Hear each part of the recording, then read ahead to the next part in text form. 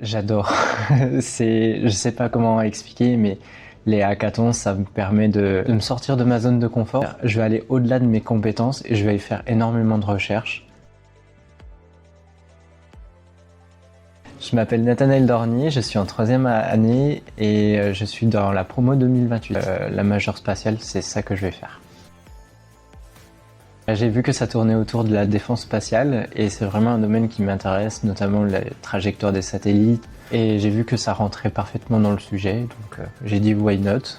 Et étant donné que j'avais fait déjà d'autres hackathons, c'était que bénéfique. Je sais pas comment expliquer, mais les hackathons, ça me permet de me sortir de ma zone de confort pendant une période. Comme là, Défi in Space, c'est 24 heures. Et je vais aller au-delà de mes compétences et je vais y faire énormément de recherches. C'est ce côté challengeant qui vient me donner envie de travailler. La gestion de projet, principalement. Après, c'est aussi les bases en aéronautique et en aérospatiale qui font qu'on peut s'orienter sur tel ou tel sujet. Mais après, il faut aussi compléter par nos propres compétences. Les cours sont principalement une base pour se référer. Au départ, il n'était pas si clair que ça.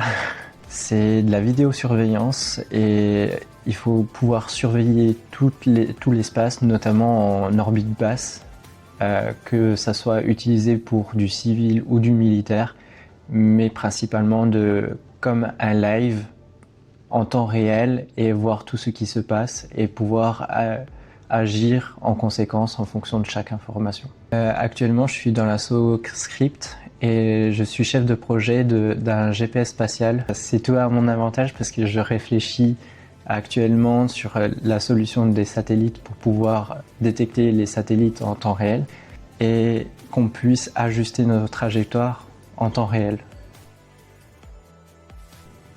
Actuellement, on est en train de configurer une structure pour un satellite avec tout plein de caméras de différents spectres pour pouvoir détecter tous les satellites qui ne seront pas détectés en amont, notamment les satellites furtifs.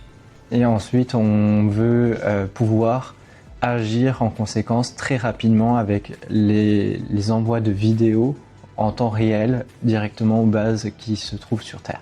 À chaque fois qu'on passe une étape, ça vient en contradiction de ce qu'on a fait juste avant.